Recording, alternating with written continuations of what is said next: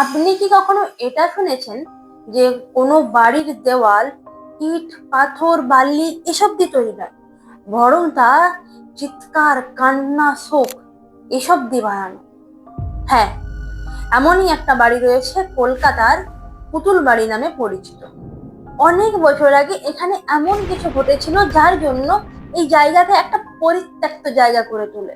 আর এই জায়গার ভৌতিক কাহিনীগুলি এই জায়গাটাকে জনপ্রিয় করে তোলে। এর মধ্যে একটা কাহিনী অর্জুন আর দেবিকা, যারা কেরালা থেকে কলকাতায় ঘুরতে এসেছিল এবং নিজেদের সঙ্গে করে একটা ভৌতিক কাহিনী নিয়ে যায়। এই কাহিনীটা এতটাই মারাত্মক যে এটা শোনার পর আপনি নিজেই ওই বাড়িটার থেকে দূরে থাকবেন। গাইস, এই পুতুল বাড়ির আসল কাহিনীটা কি এবং অর্জুন আর দেবিকা এরাই বা এটার সাথে জড়িত হলো কিভাবে, আজকের এই ভিডিওতে আমরা সেটাই জানতে পারবো। তার আগে আপনার যদি আমার এই হরর ভিডিওগুলি ভালো লেগে থাকে তাহলে অবশ্যই সাবস্ক্রাইব করুন। অর্জুন আর দেবিকা এরা বর্ষাকালে মানে ওই জুলাই মাস নাগাদ কলকাতায় এসেছিল। অর্জুন যে ছিল সে একজন প্রফেশনালি ফটোগ্রাফার ছিল, আর ও না ওই পুরানো হেরিটেজ জায়গাগুলোর ছবি তুলতে পছন্দ করত। আর সে যখনই এরকম কোনো জায়গায় এক্সপ্লোর করতে যেত অবশ্যই দেবিকাকে কিন্তু নিজের সঙ্গে রাখতো। কলকাতার বৃষ্টিটা তাদের পক্ষে একটু এক্সট্রা চ্যালেঞ্জিং এর মতো ছিল, কারণ তাদের না এইসব অভ্যাস ছিল না। তাও তারা অনেক জায়গায় কভার করে, বিশেষ করে কলকাতার বিভিন্ন স্ট্রিট ফুডের ভিডিও এবং ফটো তারা কালেক্ট করে। ইতিমধ্যেই তাদের হাতে আর মাত্র 3 দিন বাকি, আর অনেকগুলি জায়গা এক্সপ্লোর করা বাকি আছে। তাই তারা হোটেলে বসেই ডিসকাশন করছিল যে কি করা যায়। ঠিক তখনই দেবিকা বলে যে এই জায়গাটা না বাকি অন্যান্য জায়গাগুলোর থেকে আলাদা, মানে প্রতিটা জায়গায় কিছু না কিছু গল্প লুকিয়ে আছে। করণ বলে যে হ্যাঁ, আর এই জন্যই তো আমরা এখানে এসেছি। কিন্তু ওরা দুজনেই তখন জানতো না যে ওদের পরিচয় এমন এক রহস্যের সাথে হতে চলেছে তা আগে কখনোই হয়নি। সন্ধ্যা হয়ে যায়। কলকাতায় একটা অনেক পুরনো জায়গায় অর্জুন আর দেবিকা ঘুরতে বেরোয়। সেখানে অনেক সরু সরু অলিগলি ছিল আর অনেক পুরানো পুরানো বাড়ি ছিল। তারা সেই সব জায়গাগুলো এক্সপ্লোর করছিলই, এমন সময় হঠাৎ করে খুব জোর বিদ্যুৎ চমকায়, বৃষ্টি নেমে যায় তক্ষুনি। চারিদিকে কুয়াশায় ঢেকে যায়, আশেপাশে কিছু দেখাই যাচ্ছিল না। করণ এবং দেবিকা হাত ধরাধরি করে দৌড়াতে থাকে। তারা তাদের মাথা বাঁচানোর চাহিদায় এমন একটা জায়গায় এসে পৌঁছায় যা একটা বিশাল বড় পুরানো পোড়ো বাড়ি ছিল। তারা ভেতরে গিয়ে দেখে যে বাড়িটা বাইরে থেকে অনেক পুরানো এবং পোড়ো মনে হলো, ভেতর থেকে পুরো রাজবাড়ির মতো একটা বাড়ি। তবে দেবিকা একটা জিনিস লক্ষ্য করে যে ওই বাড়িটার আশেপাশের যে বাড়িগুলো ছিল সেখানে যারা ছিল এই প্রচন্ড বৃষ্টির মধ্যে তো তাদের বাড়ির মধ্যে থাকার কথা, তাই তো? কিন্তু তারা তো বাড়ির মধ্যে ছিল না, তারা যেন বাড়ি থেকে দৌড়ে দৌড়ে পালাচ্ছে, যেন তারা এই দুর্যোগের সময় এই রাত্রিবেলায় বাড়ির মধ্যে থাকতেই চায় না। দেবিকা ভেতরে গিয়ে দেখে যে ভেতরে অনেকগুলি মূর্তির মতো কয়েকটা পুতুল রয়েছে, আর পুরো ঘরটা অর্ধভগ্ন অবস্থায় রয়েছে, চারিদিকে মাটি মাটি হয়ে গেছে। আর মেঝেতে না অনেকগুলি অনেকগুলি কাঠের বক্স ছিল। কেউ যেন সেখানে জিনিসপত্র স্টোর করে রাখতে চেয়েছিল, তবে অনেক দিন আগে। দেবিকা পুরো ঘরটায় এদিক ওদিক দেখছিল, তখনই তার ঘরের এক কোণে নজর যায় একটা পুতুলের দিকে, যার মুখটা ছিল কিছুটা ভাঙা। দেবিকা সেই পুতুলের দিকে এক দৃষ্টে তাকিয়ে থাকে এবং ভাবে যে এটাকে এখানে কে আনলো, আর এটা এইরকম ভাবে ভাঙলো কিভাবে। অর্জুন তাকে বলে কি আর ভাবছো এসব, ছাড়ো না এসব, দেখছো না পুরো ঘরটা কিরকম নোংরা নোংরা কিরকম একটা হয়ে আছে। তারা এরকম কথা বলছিল, কথা বলতে বলতে অর্জুন একটা আওয়াজ পায়, আর ওর কথা বলার আওয়াজ। এটা শুনে ওরা একটু বাইরের দিকে যায়। বাইরের দিকে গিয়ে দেখে যে সেখানে কয়েকটা লোক, তার সাথে একটা বৃদ্ধা। মানে দেখে মনে হচ্ছিল যে হয়তো ওরাও বৃষ্টির হাত থেকে বাঁচার জন্য এখানে আশ্রয় নিয়েছে। অর্জুন তাদের জিজ্ঞাসা করে যে আপনারা কি বৃষ্টির হাত থেকে বাঁচার জন্য এখানে আশ্রয় নিয়েছেন? তো ওনারা বলেন হ্যাঁ, আমরা ওই জন্য এখানে এসেছি। আর ওনারা এটাও বলেন যে এখানে তুমি বেশিক্ষণ থেকো না। অর্জুন জিজ্ঞাসা করে কেন, কেন এখানে বেশিক্ষণ থাকবো না? তবে তারা কিন্তু কোনো উত্তর দেয়নি, বরং তারা খুব অদ্ভুত ভাবে অর্জুনের দিকে তাকিয়েছিল। এমন সময় খুব জোর বিদ্যুৎ চমকায়, মানে খুব জোর, এত জোরে যে সারা বাড়িটা যেন আলো হয়ে যায়। তখন দেবিকা দেখতে পায় সিঁড়ির ওই দিকটাতে একটা মহিলা সাদা শাড়ি পরে, লম্বা লম্বা চুল খুলে দেবিকার দিকে যেন এক দৃষ্টিতে তাকিয়ে আছে, এক দৃষ্টিতে। দেবিকা অর্জুনকে দেখানোর জন্য অর্জুনকে ডাক দেয়, কাপা গলায় অর্জুনকে ডাকে, কিন্তু অর্জুন যখনই সেদিকে ঘুরে অর্জুন কিছু দেখতে পায় না। এদিকে দেবিকার হার্টবিট প্রচন্ড পরিমাণে ফাস্ট হয়ে যায়, প্রচন্ড। আর এমন সময় ওই যে ওই লোকগুলো ছিল না, ওরা ওরা হঠাৎ করেই দৌড়ে পালাতে আরম্ভ করে। কারণ জিজ্ঞাসা করে যে আপনারা এরকম ভাবে দৌড়ে পালিয়ে যাচ্ছেন কেন? তো ওরা কোনো উত্তর দেয় না, ওরা জাস্ট পালিয়ে যায়। দেবিকাও জিজ্ঞাসা করে, কোনো উত্তর দেয় না। কিন্তু ওই যে বৃদ্ধা মহিলাটা ছিল না, উনি দাঁড়িয়ে দেবীকে একটাই কথা বলে যে পুতুলটার দিকে তাকাবে না। দেবিকা অর্জুনকে জিজ্ঞাসা করে যে কেন, উনি আমাকে এরকমটা কেন বললেন? অর্জুন কিছু বলতে যাবেই সেই সময় একটা প্রচন্ড ঝড়ের বেগে একটা কাঠের দরজা খুলে যায়, ধারাম। সেখানে একটা ছোট্ট রুম ছিল, তবে রুমটাও ছিল অর্ধভগ্ন অবস্থায়। আর ওই রুমের মধ্যে ছিল একটা পেন্টিং। সেই পেন্টিং এ একটা ছোট্ট বাচ্চা মেয়ে ছিল, তার কোলে ছিল একটা পুতুল।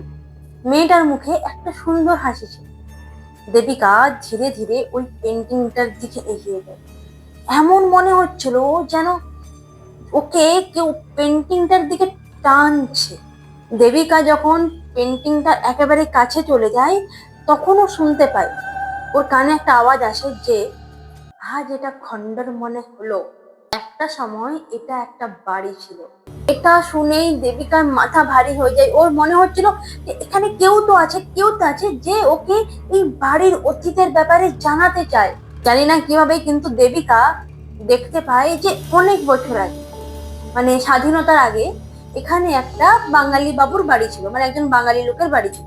সে তার বাড়ির নিচতলায় সমস্ত জিনিসপত্র স্টোর করার জন্য একটা গুদাম ঘর করেছিল। তবে উপরে উপরে কিন্তু সেই ভদ্রলোকের একটা আলাদাই দুনিয়া ছিল। তার একটা ছোট্ট ফুটফুটে মেয়ে ছিল। সেই মেয়েটা পুতুলে নিয়ে খেলা করতে খুব ভালোবাসতো, মানে এতটাই ভালোবাসতো পুতুল নিয়ে খেলা করতে যে তার সারা বাড়ি নয় শুধু পুতুল আর পুতুল, মানে সারা বাড়ি নয় শুধু হাসি মুখ, আর কিচ্ছু না।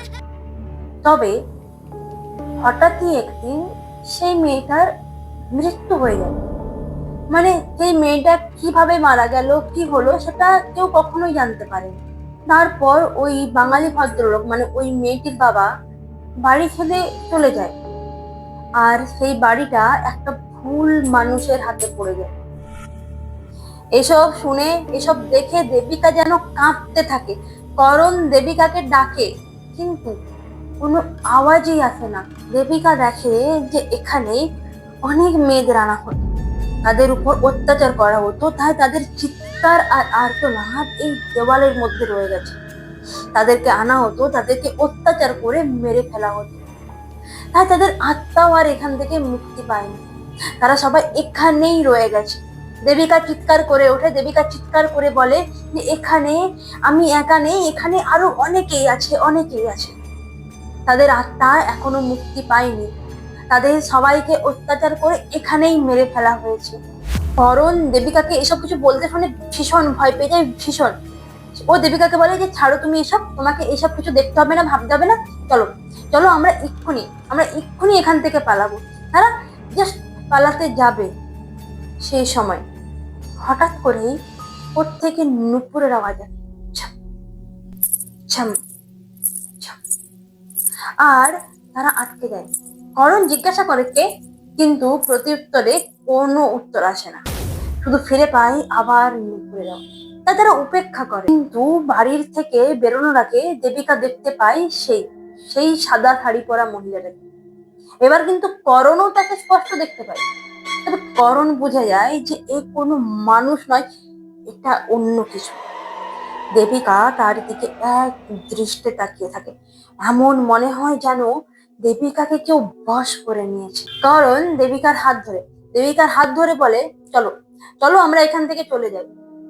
কিন্তু দেবিকা করণের হাত থেকে নিজের হাত ছাড়িয়ে বলে না, আমি তো এখান থেকে যাব না। এটা বলেই হালকা একটা মৃদু হাসি দেয়। করণ তার হাসি দেখে বুঝে যায় যে এটা দেবিকা নয়, এটা দেবিকা হতেই পারে না। অর্জুন অর্জুন দেবিকার হাত ধরে বলে, চলো চলো, আমাদের এখানে আর থাকতে হবে না, চলো আমরা এখান থেকে চলে যাই। তখন দেবিকা অর্জুনের হাত থেকে নিজের হাত ছাড়িয়ে বলে, না, আমি তো এখান থেকে যাব না। এটা বলেই একটা হালকা হাসি দেয়। আর এটা শুনে অর্জুন বুঝে যায় যে এটা দেবিকা হতেই পারে না। অর্জুন দেবিকাকে ধরে বলে যে, কেন তুমি যাবে না কেন এখান থেকে? কি হয়েছে তোমার? প্লিজ প্লিজ তুমি এখান থেকে চলো। দেবিকা অর্জুনকে হালকা স্বরে বলে, না, যাবো না, অনেকদিন পর তো এখানে কেউ এসেছে। দেবিকার গলার আওয়াজ শুনে আর এই কথাটা শুনে অর্জুন পুরোপুরি বুঝে যায় যে এটা তো দেবিকা হতেই পারে না, এটা দেবিকা নয়। দেবিকা ধীরে ধীরে ওই মহিলার দিকে এগোতে শুরু করে। অর্জুন দেবিকাকে আটকাতে যায়, আটকানোর চেষ্টাও করে, কিন্তু দেবিকাকে সে আটকাতে পারে না। দেবিকা তাকে ঠেলে ফেলে দেয়, চিৎকার করে এবং সেই মহিলার দিকে এগিয়ে। আর সেই পুত্রগুলো যেন তাদের দিকে তাকিয়ে আছে। অর্জুন সোজা গিয়ে দেবিকার সামনে দাঁড়ায়, ওকে ধরে বলে যে, দেখো দেখো দেবিকা, এটা কিন্তু তুমি নও, তুমি তো আমার ছিলে, তুমি তো এরকম ছিলে না, তুমি কেন এরকম করছো? অর্জুন দেবিকাকে অনেক কিছু বলার পর দেবিকার চোখে হালকা একটু জল দেখা যায়, জাস্ট 2 সেকেন্ডের জন্য। দেবিকা বলে, প্লিজ প্লিজ আমাকে বাঁচাও। কিন্তু তৎক্ষণাৎ দেবিকার চেহারা পাল্টে যায়, তার চেহারা আবার আগের মতো হয়ে যায়।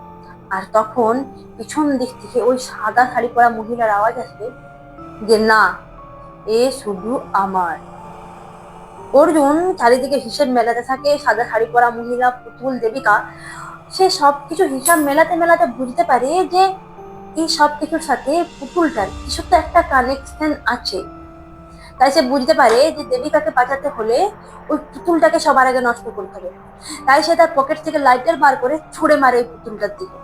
পুতুলটা জ্বলতে আরম্ভ করে। পুতুলটা যত জ্বলছে, সেই মূর্তিটা, সেই আত্মাটা তত তোড় পেচ্ছে।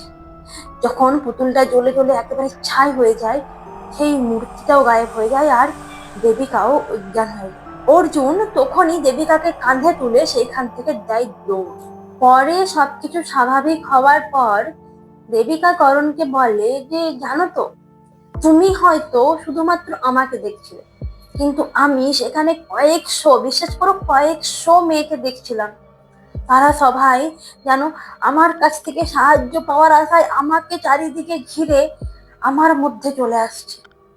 বিশ্বাস করো, ওই তুমি যদি সেই মুহূর্তে পুতুলটা না পোড়াতে, বা তুমি যদি সেই মুহূর্তে সেখানে না থাকতে, আজ যে আমার কি হতো আমি নিজেও জানি না। হয়তো আমিও আজ তাদের মধ্যে একজন হতাম।